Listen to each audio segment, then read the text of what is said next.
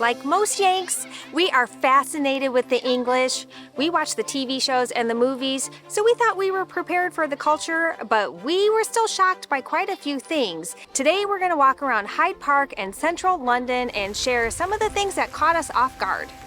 You might be wondering why we're in London, especially after we talked about how we've blown our slow travel budget. London is by far the most expensive place we've been so far, but we decided it was time to upgrade our camera gear finally and stop using our iPhones to record everything. So we came here so that I could buy a new camera and speak English to the people who sell them. This is the right decision for our YouTube channel, and we got to check London off our bucket list, which we're so excited about. And now for the things that shocked us about England, starting with the expensive housing. Our Airbnb was almost double the amount we paid in Paris, and it is even further out.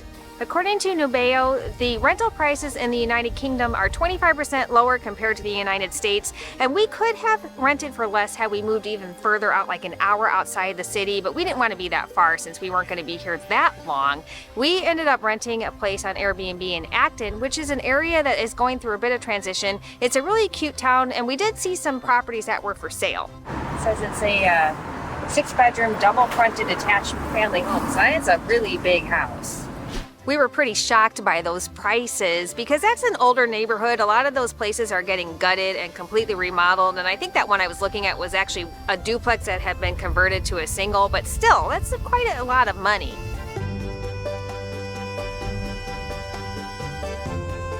This is Kensington Palace, where Princess Di lived for over 15 years, and across from us is her beautiful memorial garden. One of the things that really shocked us here is how little the dollar is worth against the British pound. Right now, £1 is worth 0.79p, that's pence or like a cent in British talk, and it just does not go very far here. We were caught off guard by the language barrier in English. Yes, they have a different accent and it is wonderful. But there were times when we didn't understand the slang or the accent, and sometimes we just could not understand what they were saying. I was always taught that the United States is a melting pot, but after being here in London, I can say it is way more of a melting pot here. The diversity is off the charts. Here in London, we're seeing people from all over the world here, all different languages, even more diverse than what we saw in Paris. The groceries are so affordable here. I was pretty shocked by that, although I shouldn't be because the groceries are so affordable once you're outside of the United States. According to Nubeo, the prices are almost 24% lower compared to the US, but I think that is inaccurate because I think the prices are even higher in the States, or at least they were when I went shopping with my family. It's just blowing my mind about how cheap the groceries are here. You can get everything you need and you get really good quality.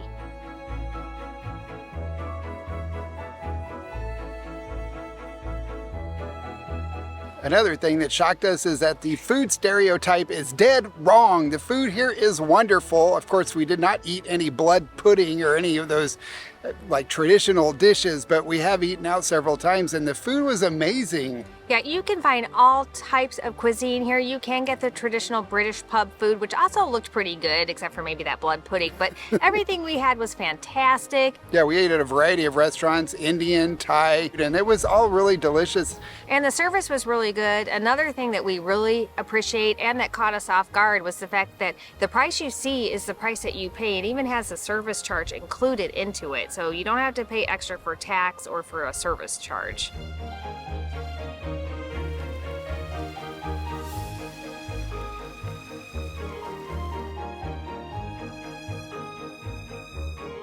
After being in mainland Europe for about 6 months, we kind of got used to places being closed in the afternoon and on Sundays, but here it's surprised us that everything is open. They don't close for 4 or 5 hours in the middle of the afternoon, and they don't close on Sundays, at least here in London.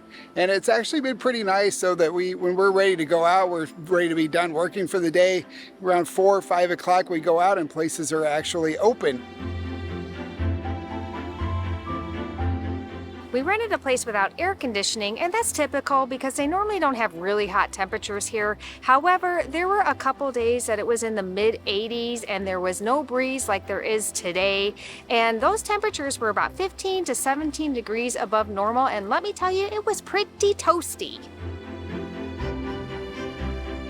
Of course, we knew that they drive on the left here, but we're still shocked about how disorienting it has been for us as pedestrians to remember to look the opposite way before crossing the street. We're both really grateful that they have clearly marked signs on the ground to say, look right, look left, or look both ways. It is a bit unnerving because we're just not used to that. I find the traffic pattern extremely disorienting, and I feel like a bit like I'm in upside down world here, a bizarro world, because it seems like everything is the same and yet it's completely opposite, and my brain just cannot wrap itself around this concept of driving on the opposite side of the road. It changes literally everything from crossing the street to driving to turning. It is really, really confusing. We've been living abroad for almost 7 years now, and no place we've lived has been an English-speaking country, so we are very used to hearing other languages spoken all the time, hardly any English.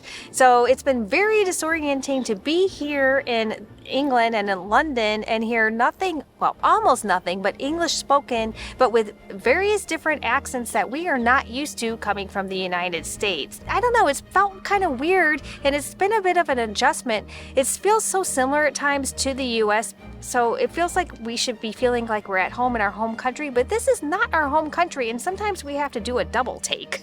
We were not surprised by the pub culture here because this is where pubs were invented. They used to be called the public houses. Pretty common to see those throughout England. What we were not expecting to see is how popular they are. Some of them, they're so packed on the inside that they just overflow out into the street and everybody stands around drinking their pints of beer.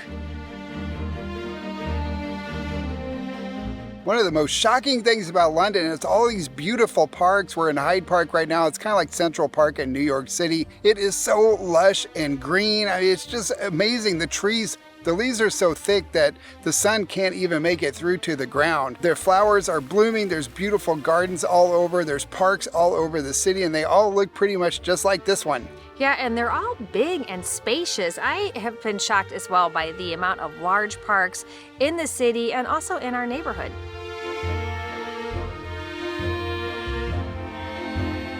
Of course, we have seen all of the monuments before in TVs and movies and textbooks, but it just doesn't do it justice. You have to see them in person to really take in the full gravity of it and the majesty of them all.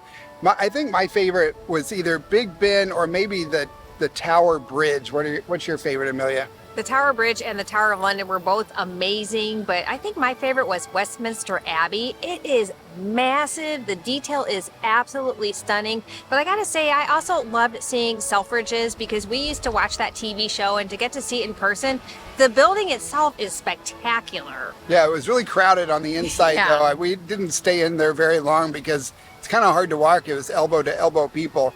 The thing about the Tower of London that's so amazing is that they built it on top of the Roman ruins, which we love. You can even see some of them at the bottom of the walls and around the Tower of London. It's just fascinating. We loved our visit, and we are so happy we got to check this place off our bucket list. Our only complaint is that it is not in our budget to stay longer so we could explore more of the country. Tomorrow, we're going to head to a cheaper part of the world. So we hope you'll hit that subscribe button and the like button so YouTube will let you know when we start posting those videos.